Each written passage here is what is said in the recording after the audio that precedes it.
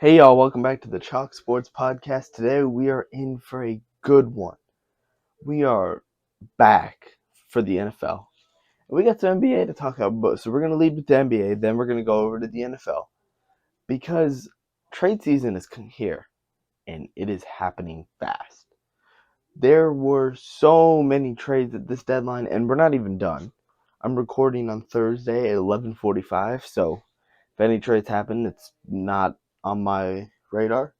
So the first one we're going to talk about is De'Aaron Fox to the Spurs. So we got to see one of those games already with the Spurs, and he was amazing coming out of it. So the trade package was the Spurs get De'Aaron Fox and Jordan McLaughlin. The Kings get Zach LaVine, Sid Cisco, a first round, 2025 first round, 2027 first round, 2031 first round, 2 second rounders, and their own second rounder.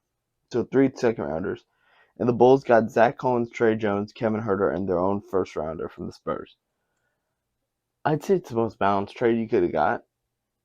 I'd give the Spurs an A because you paired De'Aaron Fox with Wembanyama. We already seen it once. It was amazing.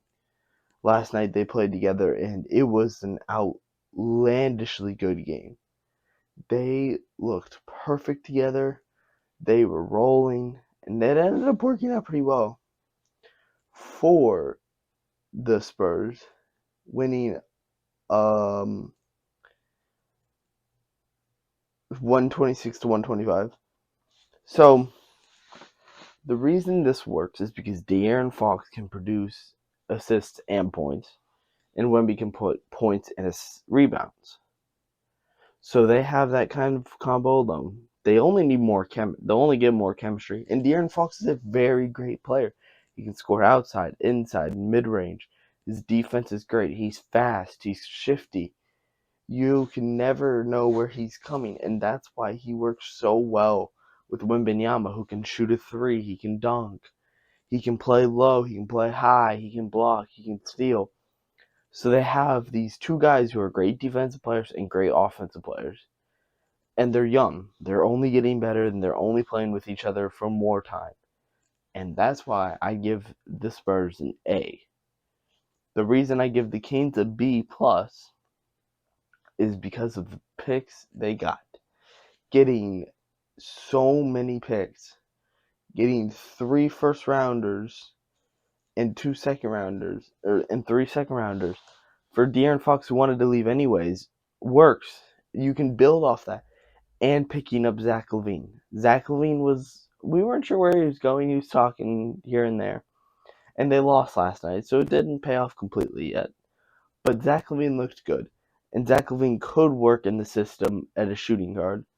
So now, I don't know their starting lineup, but I would assume it's Keon Ellis, Zach LaVine, DeMar DeRozan. I don't know who would be the 4, and then the 5 would be Sabonis. But that's not to mention that they did another trade in which they traded for Valanciunas. And that's why this one would be considered an A if you were counting the Valanciunas trade, but you're not, so it's a B plus. But count Valanciunas and that's an A. That was a great trade. Because Valanciunas was the piece they needed. They needed a big man who can shoot, who can play defense, and just be a great big man for a reasonable price. And they picked him up from the worst team in the league for a few first rounders. I can't remember what the exact trade was, but it was a good value trade for the Kings. The Bulls, they got what they could. They didn't have a lot of leverage. It was looking like that he was going to leave anyway, so they got what they could. A decent haul. Zach Collins is pretty good. Trey Jones is alright. Kevin Huerter has potential.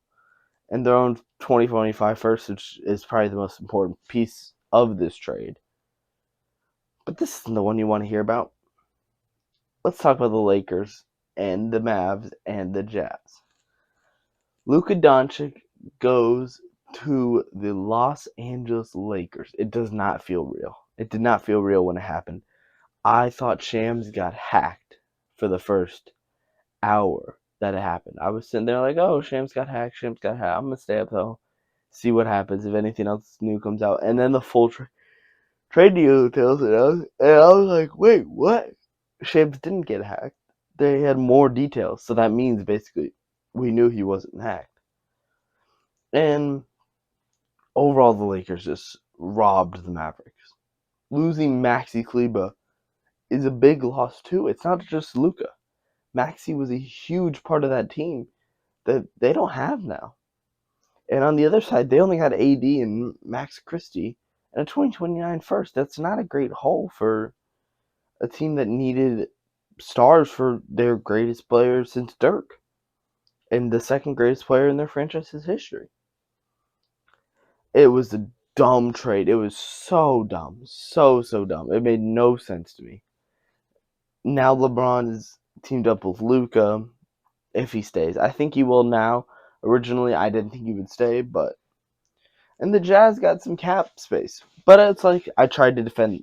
So the Mavericks traded Luka for 80.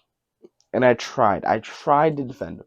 At first, I was like, oh, it works better. There's better potential, better defense. This, that, this. It works good, I said. I tried to just sell myself that it was good. Not that I'm a Mavs fan, but that I want I didn't want a guy to look that dumb. And the more I thought about it, it's just like, what? You trade a guy who can score 70 points and call him fat and make him lose out just because you didn't want to pay him money and because he's not conditioned well enough for your liking. That it's just obscene to me. It was so crazy to see at the time. And I don't like it. I didn't like it at all. It made no sense to me. There were so many better options you could go for too. You could try Shea. You could have tried anybody else. John Morant. Oh man. I don't know why I'm young. There's so many that you could have tried to trade for. But you didn't. You just held on to who you had and traded for AD. And that was the only person he called. He said he didn't call anybody else, which is crazy too. If you're trying to get rid of Luka, call every team in the league and see who offers the best deal. The Wizards could have offered 8 first rounders, and I would have took that in a heartbeat over this AD trade. The Pistons could have offered Cade and Jalen Durham or Asar Thompson. The Rockets could have offered Amen and Sengun. Like, there's so many people who would offer better deals than AD Max Christie in a 2029 first. The Jazz also got a little involved picking up Hood Shinifo, a 2025 for a second, 2025 seconds, which isn't a great haul, but they just were there for cap space. Ugh. And if you're just trying to pick up cap space, just getting 2 second rounders is enough for a team that's already pretty lackluster. But the Lakers weren't done. And here's where the Lakers GMing kind of tanks. The Lakers traded Dalton Knecht, Cam Reddish, and a 2031 unprotected first for a pick swap and Mark Williams. I'm already giving to the Hornets. The Hornets got Dalton Knecht, Cam Reddish, and a 2031 unprotected first. I'm giving the Hornets an A+, without a doubt. You gain talent and young one at that for a guy who's all right at best. And the Lakers just get a center. They needed a center, so it makes sense, but at the same time, why would you ever trade away Dalton Knecht and Cam Reddish? Knecht had a great run early. There's no reason to trade him. He's got potential. I don't know. It's been an awesome trade deadline. Jimmy Butler got traded to the Warriors too, which I don't know if the details have been set in stone, but I don't think it was the greatest move for the Warriors. They kind of threw away their future for a potential ring, but it's already one of the toughest conferences. They don't really. I'm not moved. I'm not moved by the Jimmy Butler move. So I want to go over NFL. I'm excited for NFL. Let's talk about, before we get there, let's keep on the trade talk. Let's talk about Myles Garrett and Cooper Kupp. And I got a few ideas. So for Myles Garrett, I was thinking, I was like, oh, hey, how can you trade for Myles Garrett? And I think that the Browns could make a deal with a team that you wouldn't really expect. I don't remember. I didn't write the team name down. That's a foolish me. It's the Commanders. So I think the Commanders can make a move. Why not? You were one game away from the Super Bowl with a rookie quarterback. Build on that. Don't pull a Texans where you don't really build on it. Pick up players, and Daron Payne and Brandon Coleman and 2 first-rounders could get the deal done.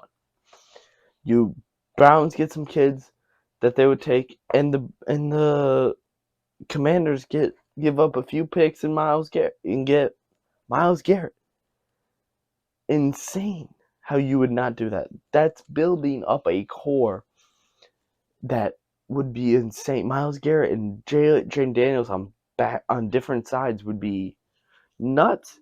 You get to get picked off by Jane Daniels and Terry McLaurin, and then swap sides and get to have to play Marshawn Lattimore and Myles Garrett. And I can't remember the middle lineman, but it's just such a potential trade. I don't know where he'll go specifically. He might go to, I'm hoping the Niners, but that's a long shot. He would be great next to Bosa. The Lions have enough cap space to try to make a move. There's a few teams that could make a move. I don't see why he wouldn't go for Myles Garrett right now. If you don't go for Myles Garrett right now, you're an idiot. Especially if you're a contending team like the Eagles, like the Lions, like the Niners, like the Commanders, like the Chiefs are not going to be able to get him, but Josh Allen, something like that. So let's go with one Cooper Kupp now. I don't think this is smart by the Rams at all. Puka Nacua is not going to like that. And that's my biggest concern. It's not Matthew Stafford, it's Puka Nacua. Puka was built and raised by Stafford, basically. Came into the league rookie and was taught how to play football by Stafford, basically. How he could advance, and that's why he got so good early. Now try and trade his player, his homie, his best friend, for some bullcrap. It doesn't matter what you get. You're trading a great player for some other talent for some reason. Alright, yeah, that's enough trade talk. I don't have a lot on these trades. We're going to have to see how it unfolds. Let's talk about the Super Bowl, baby. We got the Eagles playing the Chiefs, and I hate and love it. Let's talk about some picks, though. I was thinking about it. You don't go spreads here. -1.5 Chiefs, you do not touch that. You go over. Over without a doubt, because that's a fun way to bet. It's the best way you could bet. So, I've been saying this for a while now, but the Eagles are the most complete team in the playoffs, and I like that about them. I've been saying since week 1 of the playoffs that the Eagles are very complete and probably the best team when it comes to completeness in the NFL, without a doubt. But I want to do it a little different when we talk about this game. I want to talk about how this team wins, or why this team wins, why this team loses, why this team wins, why this team loses. So we're going to start with the Chiefs and why they will win. I think number 1 is Patrick Mahomes. I think he's that level now where it's like, if you play him in the Super Bowl, he will probably beat you. And he will make sure you know that you lost. And he will come back. It doesn't matter how much you're up by, he will come back. And that's the biggest concern. Also, the Eagles are 22nd in the league in QB scrambles, which Mahomes is best at exploiting that. If anybody is there to exploit a QB scramble weakness besides the Ravens, it's the Chiefs. Mahomes can do so much with his legs, and he has the IQ to make moves while moving. If he's rolling out, he can pump fake, and boom, you're jumping, and now he's running by you. It's like, there he goes again. He's out on the run, scrambles for 20 yards, and gets a first down. I don't know why I'm yawning. Otherwise, the Chiefs' defense is very talented at getting to the quarterback, and QB play hasn't been great for the Eagles lately. Hurts has struggled a lot, and I'm scared that's how they're gonna win. Is the Chiefs gun for the quarterback? Hurts gets knocked a few times, all of a sudden starts playing not that great. We could see a rout. And it's just gonna be the reason the Chiefs will win. It would be because they are who they are. They're the Chiefs.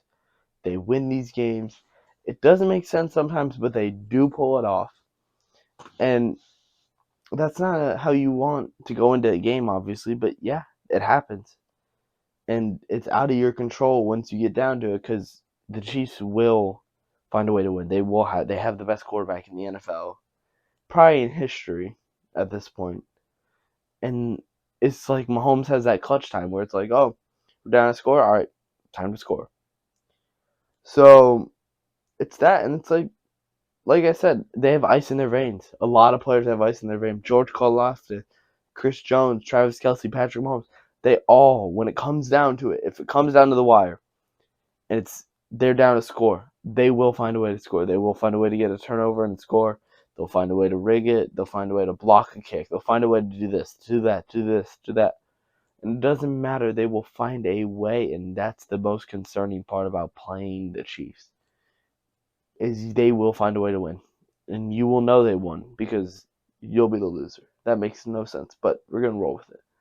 So let's talk about now how the Eagles can lose. So the biggest concern, I think, is coaching struggles. Sirianni be able to lock in for the playoffs and the Super Bowl and actually coach a good game. Last time he didn't coach that well, and they lost. Obviously, they lost. So what do you do now? Because you believe in them. I believe in the Eagles, but I also am scared with coaching because Sirianni isn't a great coach when it comes down to it. We'll see if he can hold up, but he hasn't been able to hold up lately, and it shows. He did turn this team around, but like last year, they got eliminated first round of the playoffs because coaching fell apart, and that's not a way you want to go out. You want to be in this game and lose that way, or win that way. That makes no sense either. The reason they'll win is another reason they'll lose is because Hurts' quarterback play has been off and very much struggling lately. He has not been throwing good games. He hasn't been a very competitive player when it comes down to it, and he's not the reason they're winning these games lately. He did pretty good against the Commanders, but overall it's been a struggle. Another one is the Eagles' run game gets stopped by Spags' defense. Spag is such a good defense that sometimes it's hard to predict, and especially when it comes down to it. If it's a close game, Spags is going to find something. He's going to do something weird, and it's going to throw you off completely. You're not going to be able to predict it. And that is, I think, the biggest thing that'll shoot you in the foot is if Spags can cook up the right defense for Saquon, they'll be screwed. Because I would not trust him in the Super Bowl again. I wouldn't trust that.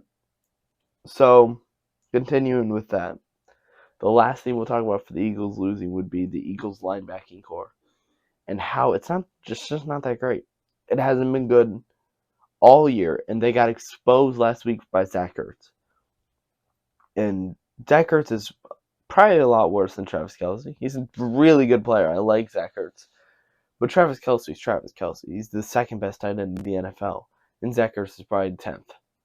So, with that being said, I think that could be a very big weakness is, hey, Eagles didn't guard Zach Ertz. Let's figure out what he did right, and let's expose that. Let's punish them for being weak in that area.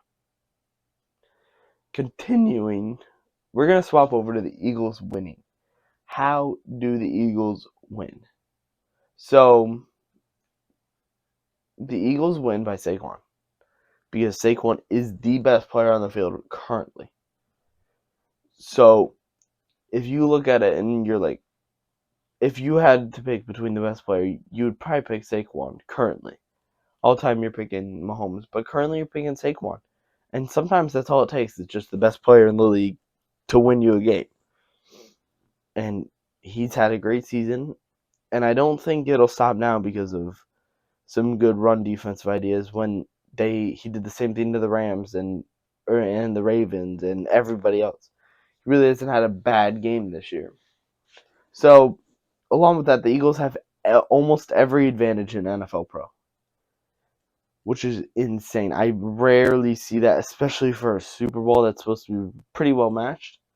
Their advantages in everything. They're supposed to be the most complete, dominant team that you'll ever see. So they're also coming down off a beatdown against the hottest team in the NFL. They just beat the Commanders 55-37 or something like that. That doesn't happen every day, and you don't see that often. And you're playing, it was the Commanders. It was a good team. So with that, they're also very well tested and have shown to be very, very good against good teams. They beat the Ravens.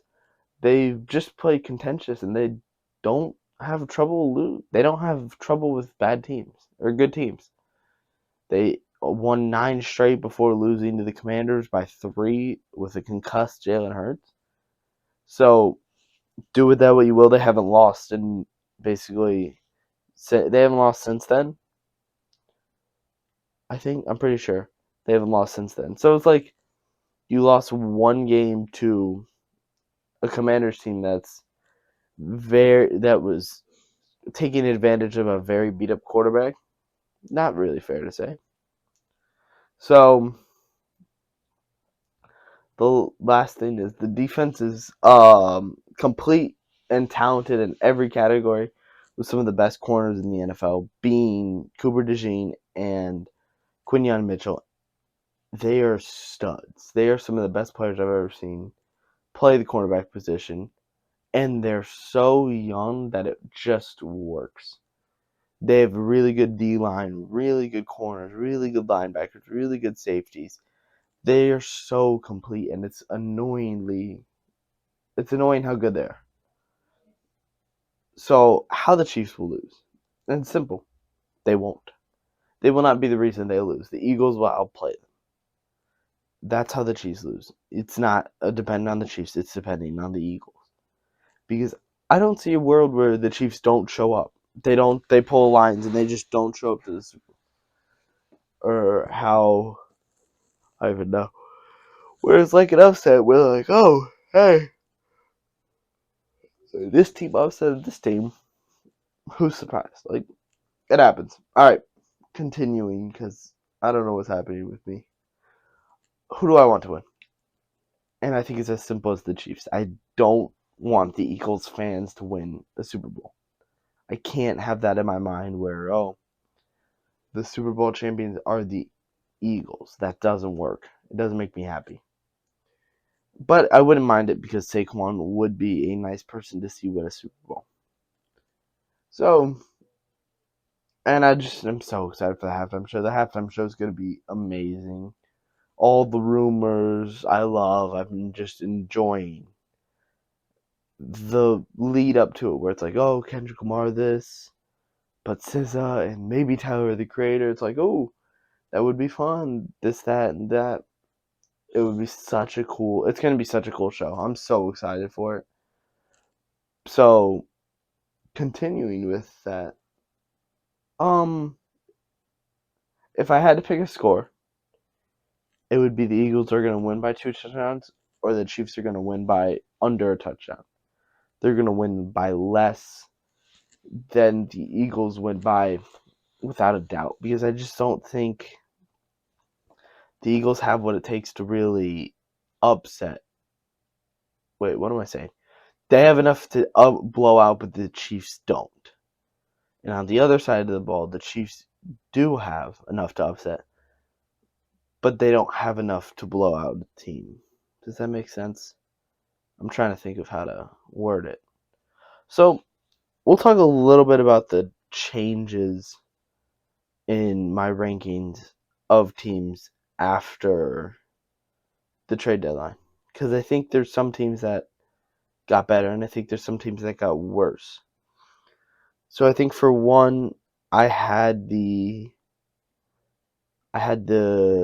Thunder at 1. That stays. Nothing changes there, because why would it change? They're still the best team in the NBA by far. They've been still rolling. Shea dropped another 50 bomb last night. It's like, how does he keep doing it? He's so talented as a player. It just works. You don't ever really think about it. It just works. And I love that about him. I'm trying to get my list, but it's being weird. So number 2 stays the Cavs. Or no. I had the Rockets originally. I think I would stand by that. I think the Rockets are probably the best team in the NBA.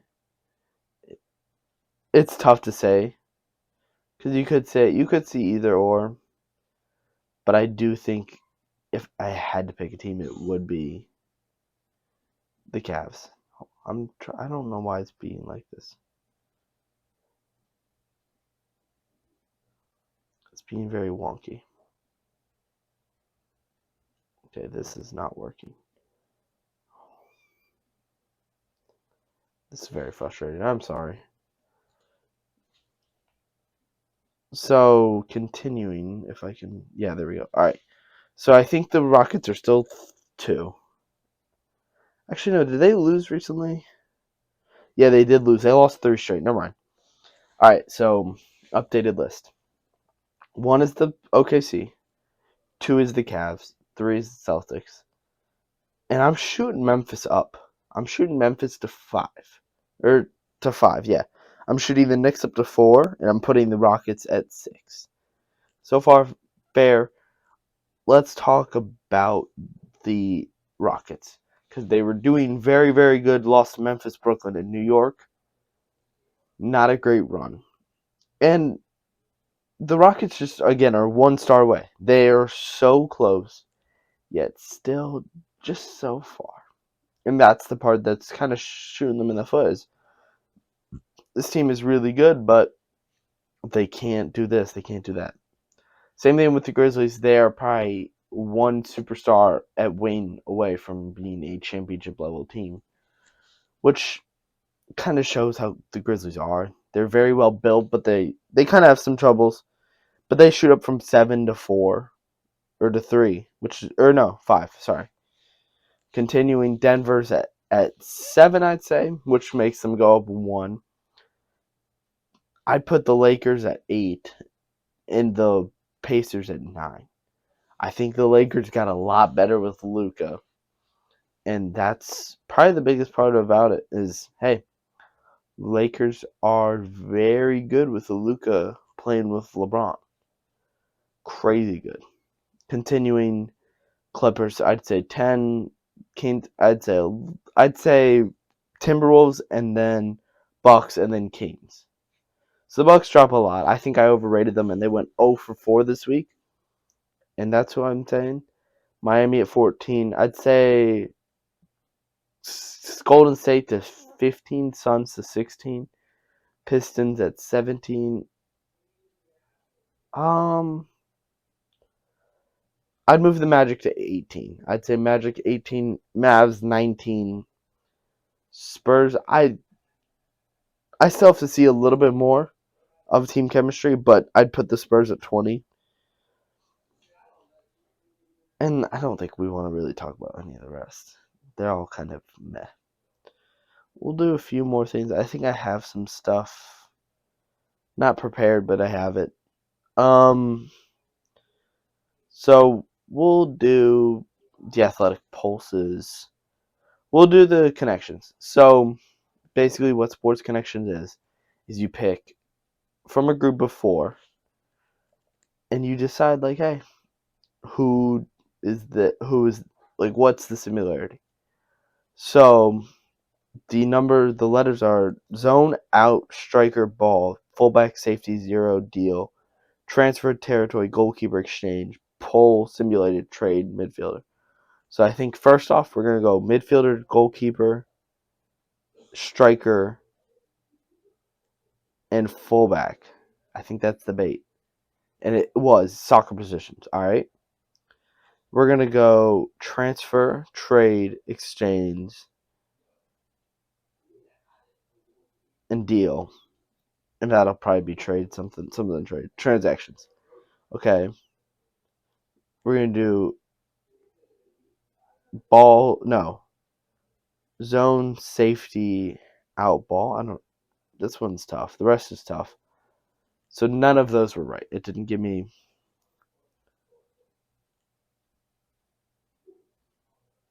I don't know. That's a weird one. Let's do zero safety simulated zone. Yep, and I was right. Type of blitzes. Got it. And then the last one is foul. Ball, foul ball, foul out, foul pole, foul territory. I don't have a lot left in 30 minutes. All right. So let me check one more thing. So I'm curious where KD goes.